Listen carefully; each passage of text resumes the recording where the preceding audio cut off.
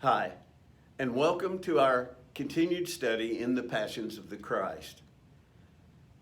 We've looked at many of the things that Jesus has experienced on an emotional level as demonstrated through the book of Luke. We started out looking at Jesus' alienation, which started out even before his ministry.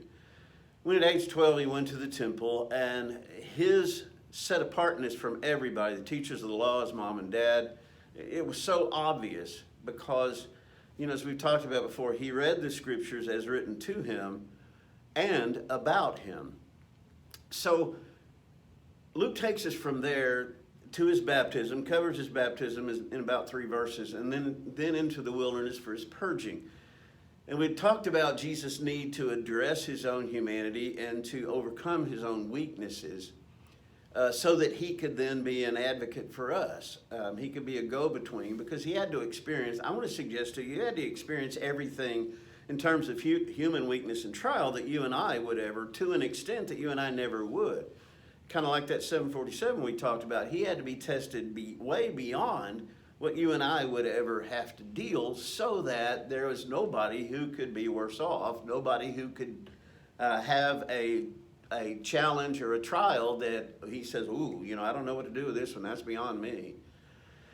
Then we notice his rejection when he went back to Nazareth and he taught in the synagogue there in his hometown, and how they wanted to, not just wanted, they did. A mob took him out to the cliff and were going to push him off. Because he had to go through all that, because in his purging he had to encounter his own weaknesses, because when he was rejected, starting at home, you cannot face rejection with weakness because you'll fold. You become insecure, all those kinds of things. So in order for him to be rejected, or rather in order for him to face his rejection, he had to first face his humanity. And he had to come to grips with learning what his limits are and learning to depend on God, which is what he did every time he was tempted. He responded with, the Bible has said this, the Bible has said that. So his power of his weakness didn't come from himself, it came from the Father through the Holy Spirit. In this session, I want us to look at his intimidation. Now, this is not Jesus being intimidated. This is the intimidation that he brings out in others, and he's very much aware of this. Now, to introduce that, I want to ask you a question. If you saw a ghost, what would be your first reaction? Would you react that way even if it was Casper, the friendly ghost? Why is a mouse darting across the floor, or a cockroach when you flip on the light, why is it frightening? When people meet celebrities, they're often surprised and respond, this person's so normal, they were so down to earth. What assumption does that suggest? What presupposition does that suggest? And I think that presupposition is people of power, we don't expect to be normal or humble or down to earth. We expect them to be arrogant or haughty or whatever, because with great power comes the ability to intimidate.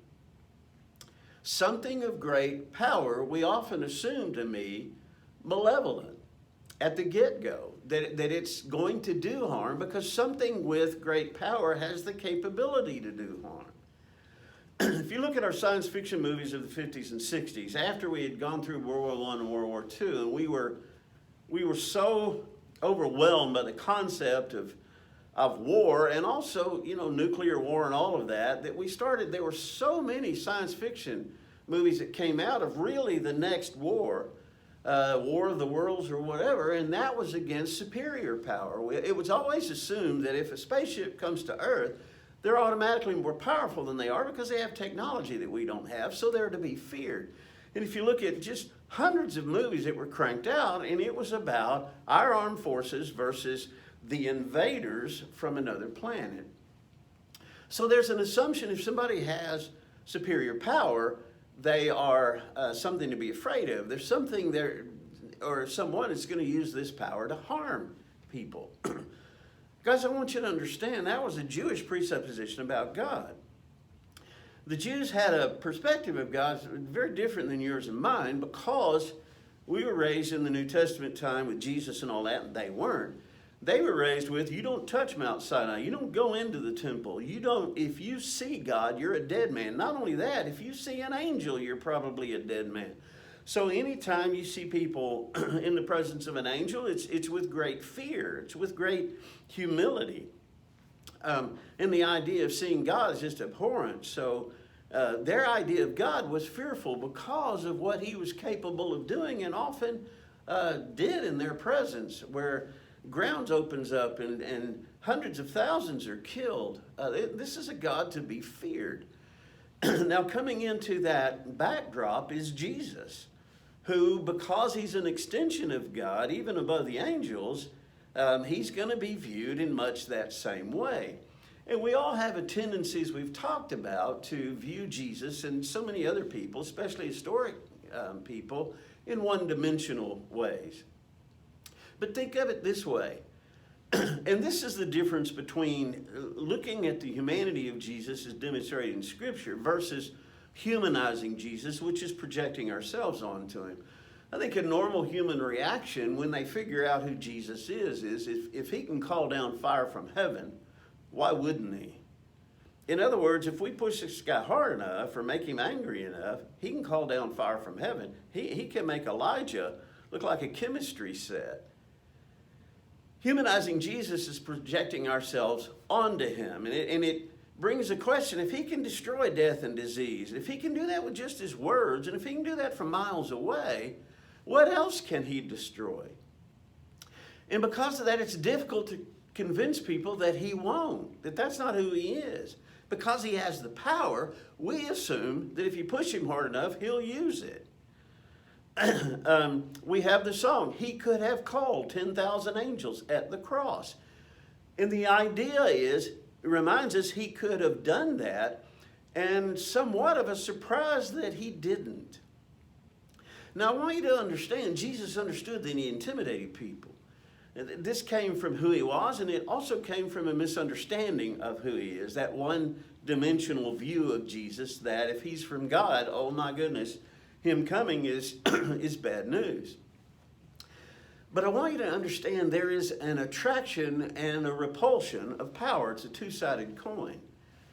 I've shared with you before, my first vehicle was a 1969 Kawasaki Mach 3. It was a 500cc inline two-stroke triple.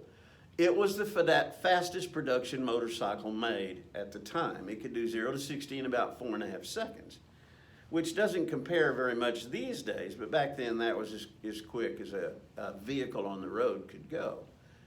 I mean, it was a Corvette killer.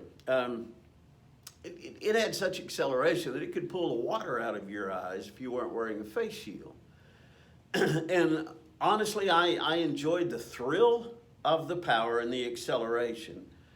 And I had made friends with the owner of the Kawasaki dealership. I would hang around there a lot in Garland, Texas, not far from where we live. And he called me one day at my home and said, Steve, the new Kawasaki 750 Mach 4s are out, and you need to come test ride one of these things, which I did.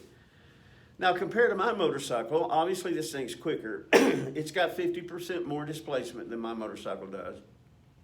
It had a much broader power band, and it was very smooth compared to mine. And so I took it out on the highway, and I was just enjoying its power and its acceleration. I looked down, I was doing 80 miles an hour. That frightened me. It frightened me that I could get to that speed without realizing it, because it was so smooth and acceleration was so smooth compared to mine. I wrote it back and he said, well, what do you think?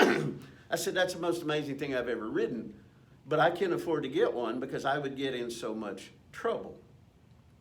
You see, on the one side, I was exhilarated by that power and by its acceleration. The other side, I feared it because indeed, it would have gotten me in so much trouble. It would have gotten me tickets. It possibly could have gotten me death.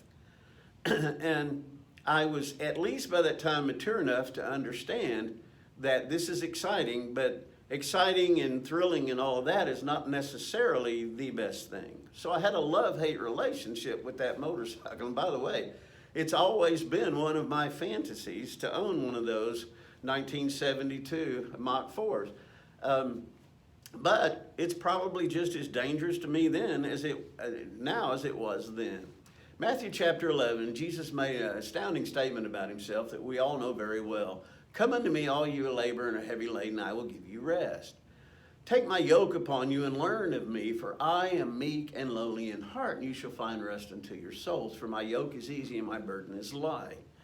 It's a powerful statement because we assume by default that he wouldn't be that way.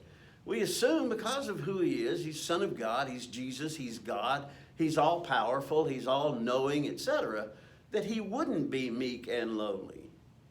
So it's an astounding statement that he makes because he's the antithesis of what we would expect a powerful being to be.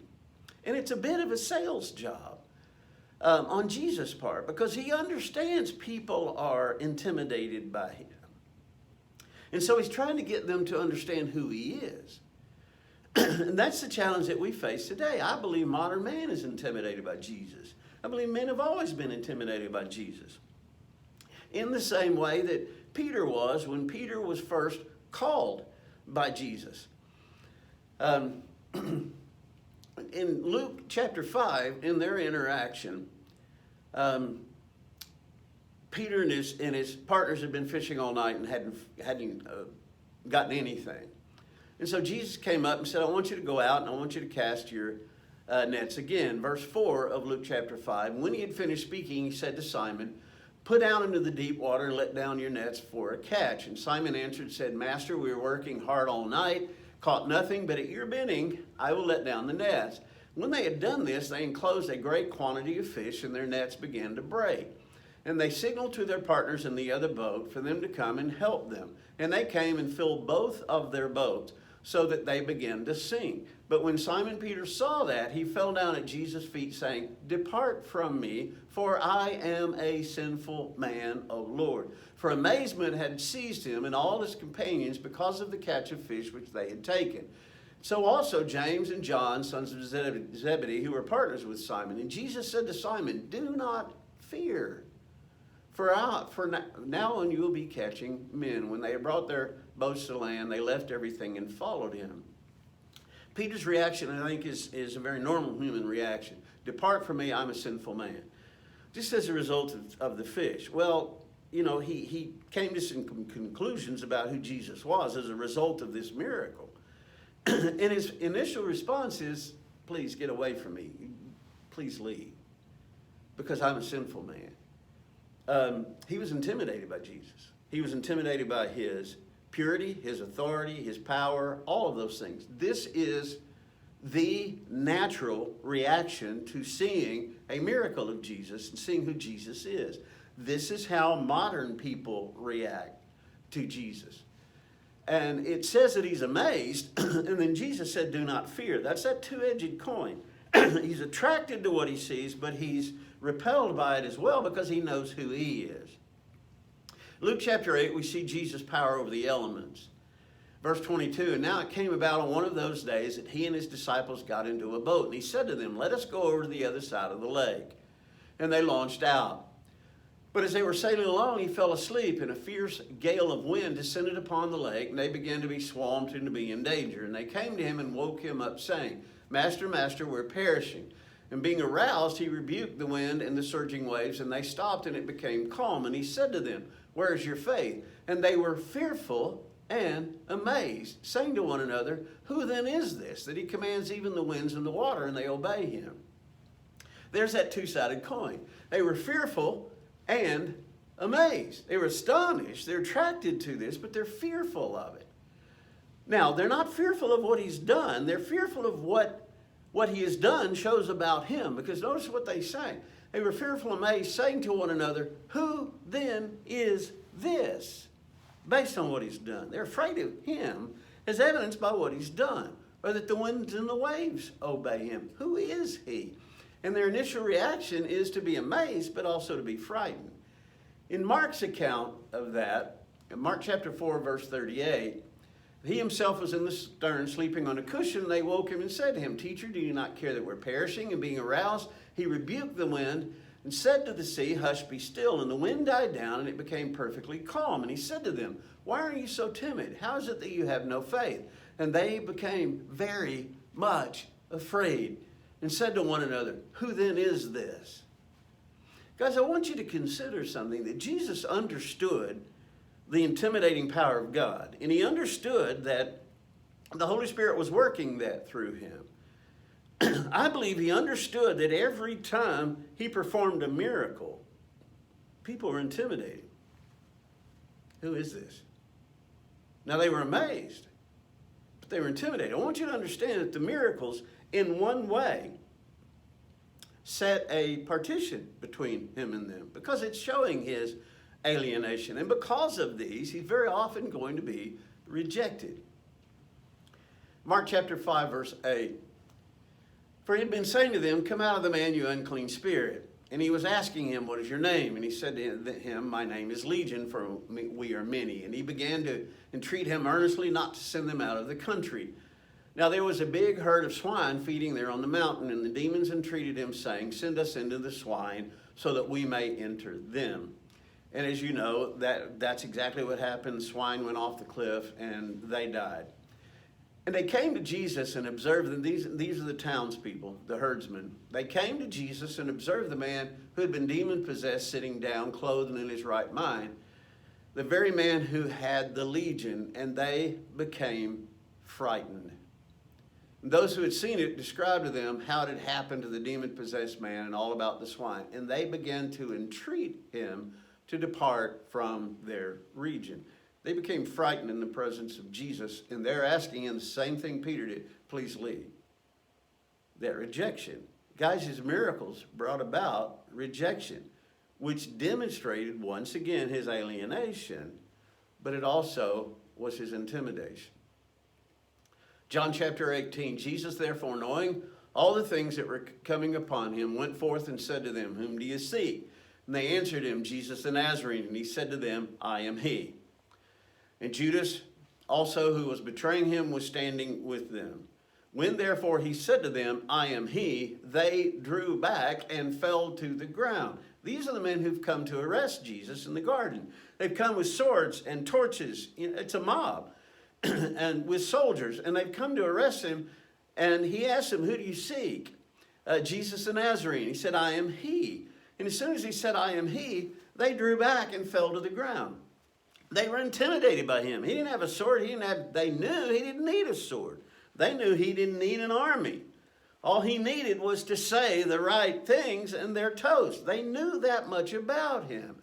But rather than following him, they were afraid of him and wanted to help kill him. Now this same kind of intimidation is going to be passed into the apostles, and it's going to be demonstrated even in the church. Acts chapter 5, verse 9.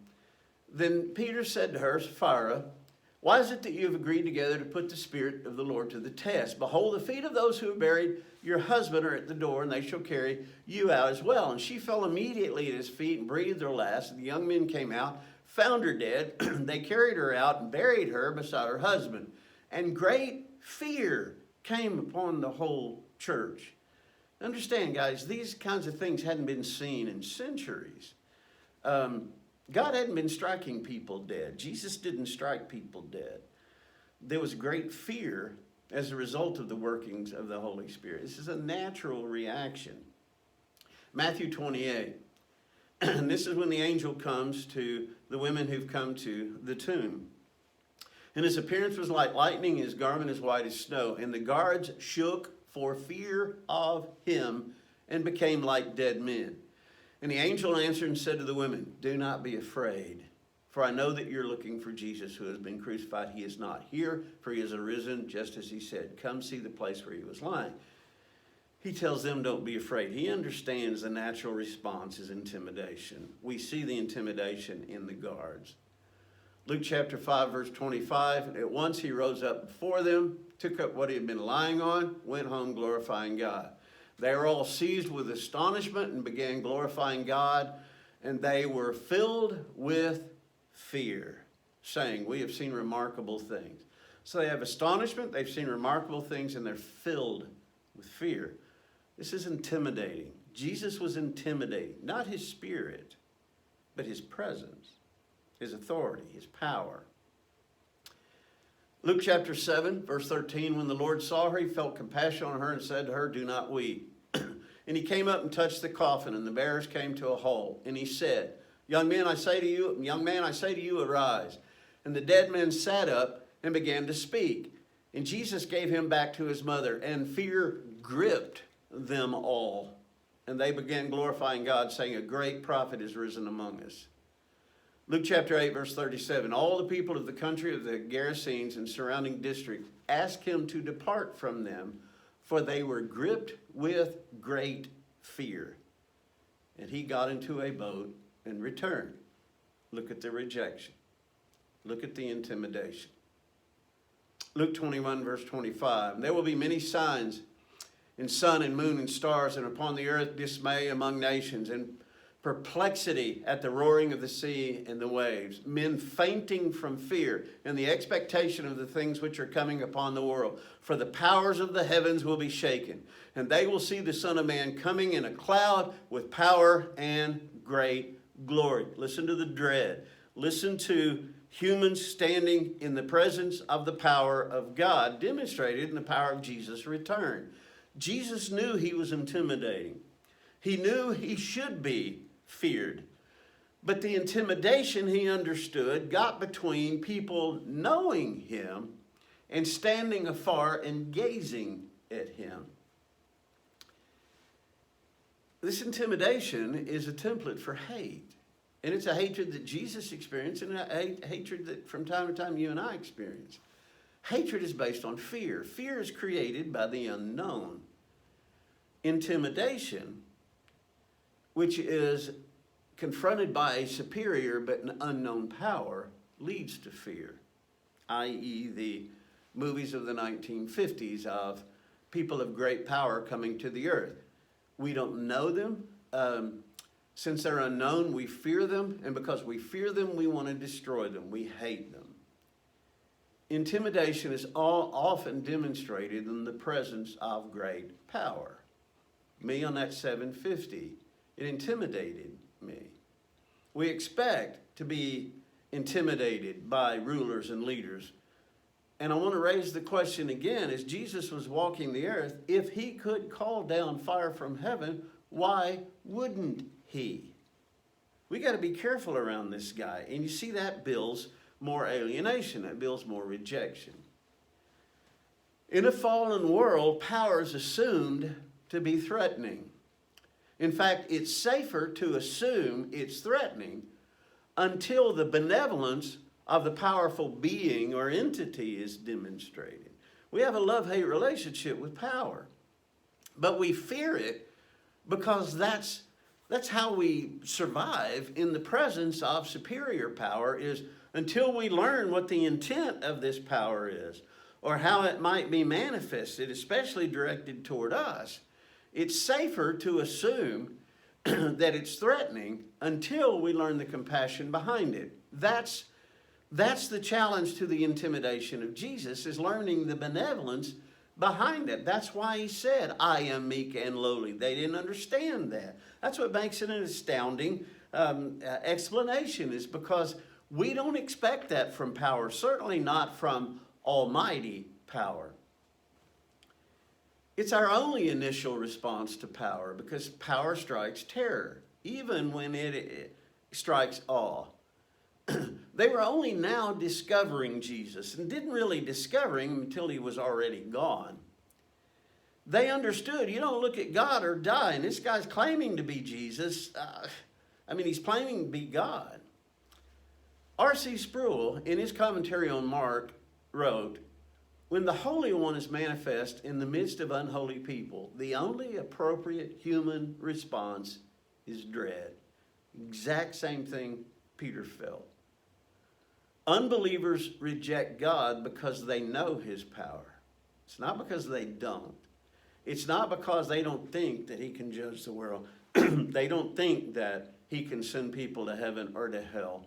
It's because they do know that. What they don't know is his mercy. Because so many people have heard the Old Testament stories. Because we tell Old Testament stories to children. And many of those Old Testament stories because children love stories, and stories are great teaching tools. But many of those Old Testament stories are of God's destruction, sometimes even of his own people. Even some of us were slow to learn his mercy. Some of us were taught to fear him, to have an abject fear of saying or doing something wrong that will cause him to unleash his power against us. Some of us did not learn of God's mercy until in adulthood. So I want you to understand that these miracles, and one of the reasons Jesus was relatively reticent to perform miracles, because miracles demonstrated the power of God. They demonstrated that Jesus is from God. They demonstrated his authority to preach, his authority to save. They demonstrated his authority to forgive sin. But people fear power, because they fear it's going to be turned against them, because they've seen that over and over and over and over. I mean, you've got the Jews who understand the abuse of power in their own kings, and now they see the Romans who've taken over even their own kings, and they're just subjected to this power turned against them over and over and over. So these miracles, in one sense, further alienated Jesus, which led to further rejection. People loved them, but they were intimidated by them. Every time Jesus performed a miracle, he demonstrated that he was separate from other people. It's hard for other people to accept him as one of them because of the things that he did. I think that's one of the reasons he was reticent to perform his first miracle, changing the water to wine. Because he knew as soon as he did, people would look at him totally differently. They would reject him. They would see him as the alien that he already knew he was. People are confused what to do with powerful miracles. In fact, the majority of liberal theology today has rejected miracles. Now, as an adjunct to Jesus' intimidation, we also intimidate people. I know your response is to look at yourself, me. How can I intimidate anybody? Because we carry the intimidation of God. We carry the judgment of God. We're going to judge the nations. Not now. There comes a time when that authority and power will be given to us, and implicit is we have access or will have access to that power and authority. So in a way, we represent God just as Jesus did, and because of that, we carry a certain amount of intimidation. The world expects that we expect perfectionism. And if they expect that we expect perfectionism, they believe that we have a sense of superiority.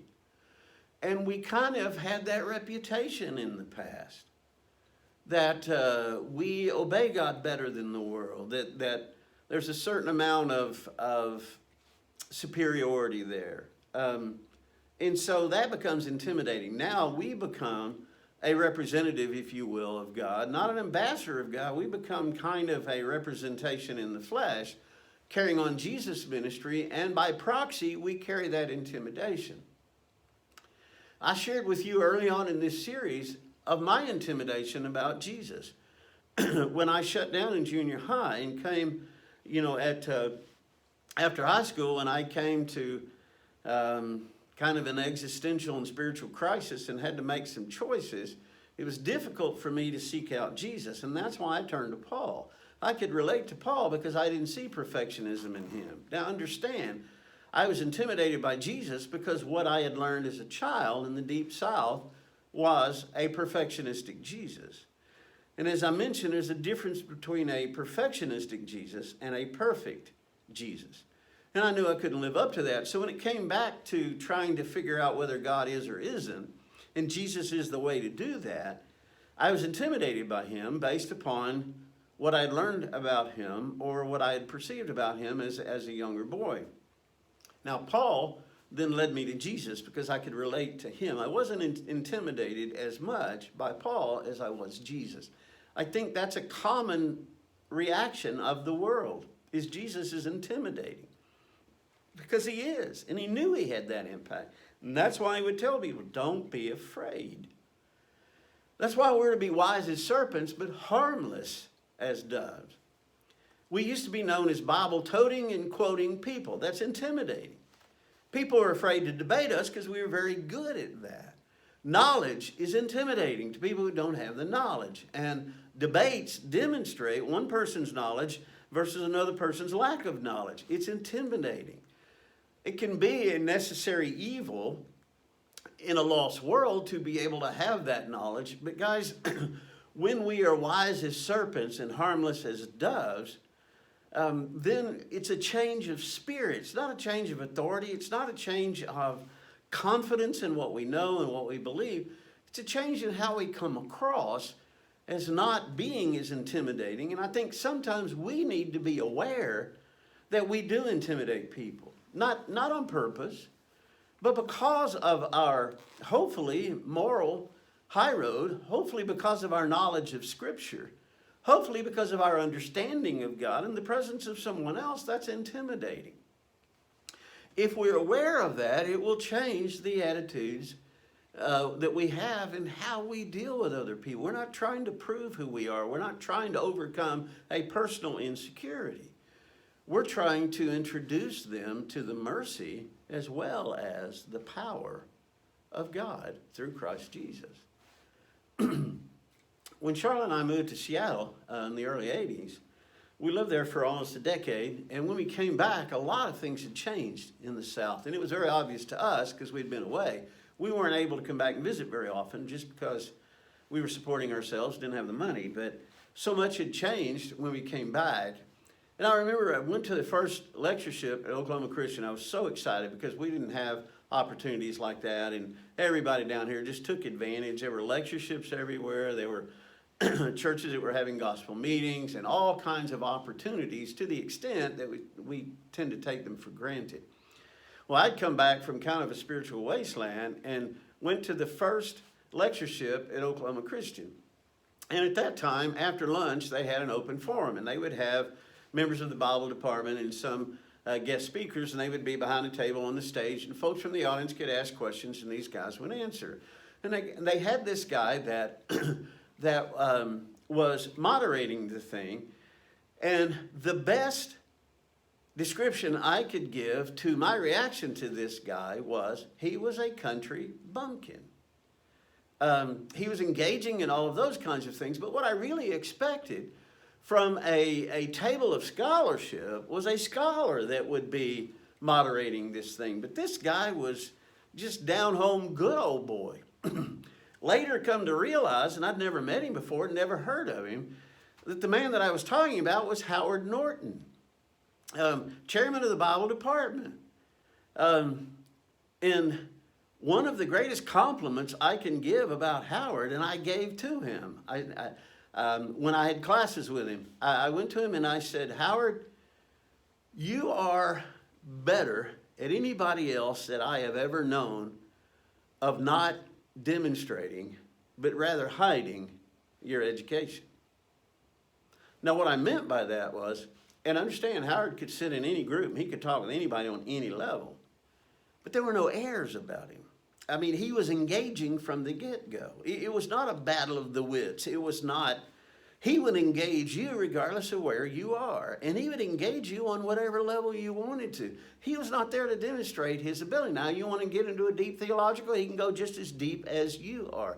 And I think Howard demonstrates the kind of attitude that I was talking about. I was surprised that a country bumpkin was leading this scholarly discussion until I found out he was very possibly the greatest scholar on the stage at the time. He just hit it well so that you could engage Howard.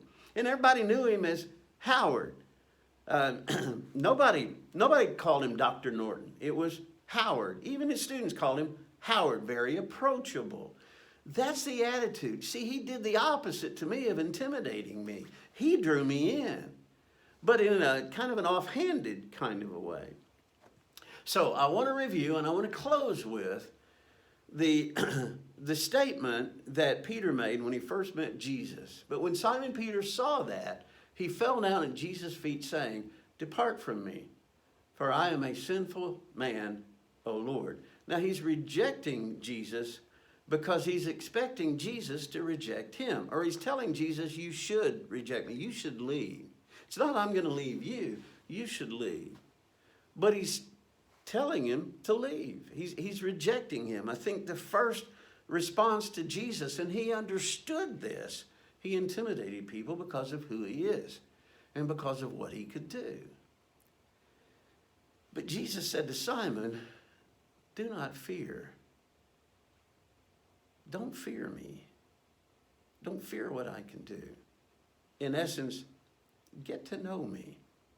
Get to understand who the Messiah is, because you don't. Get to understand what my power means. Get to understand why I came here. I came here to use that power to destroy sin and to destroy death. That's the Jesus our culture needs to see. But brothers and sisters, before we can present that Jesus to our culture, we need to look at how intimidating he knew that he was to people. How intimidating we can be to people, totally unaware, not desiring to be, because of who we're called to be, just like because of who he was called to be. And very quickly, not be self-deprecating, because that comes across just, it's a turn off when you're dumping on yourself. It shows a false humility. It's just by being kind of like Howard was, like Jesus was. I am meek and lowly. Education that is hidden until it's discovered is much greater than one that's broadcast. Because we can hide behind our education, we can hide behind our ability to debate. That's intimidating. I know it's hard for you to think that you intimidate people, but you do, by your very presence. It's hard for us to think that Jesus intimidated people, but I think we've demonstrated so many proofs of that fact that he understood that. I wonder how Jesus dealt at night around the campfire, in the mornings when he would go pray, knowing that he's going to come into a city or a town filled with people, and so many of them are going to back off when they see him. Or so many of them are going to back off when they see him perform a miracle, because they don't know him, and they won't take the time to get to know him, because they are so afraid and intimidated. How that must have hurt. Here's the answer to every human problem. People are too afraid of it. This is, and pardon the analogy, this is the vaccination for every human disease.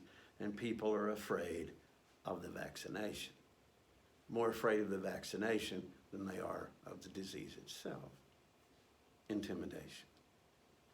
Think about, talk with your friends, your partner, talk with people who know you and love you, and ask them, am I ever intimidating?